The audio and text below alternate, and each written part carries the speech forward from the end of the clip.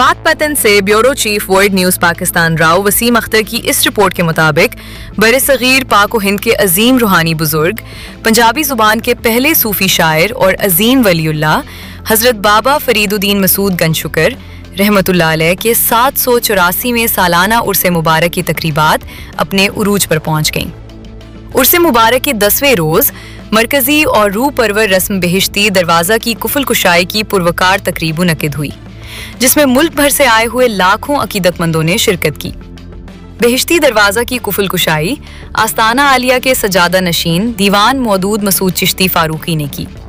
उस मौके पर दीवान अज़मत महमूद चिश्ती, दीवान अहमद मसूद चिश्ती समेत जय्यद उलमाए कराम, मशाइख़ इज़ाम, गद्दी नशीनान और मजहबी व समाजी शख्सियात की बड़ी तादाद मौजूद थी।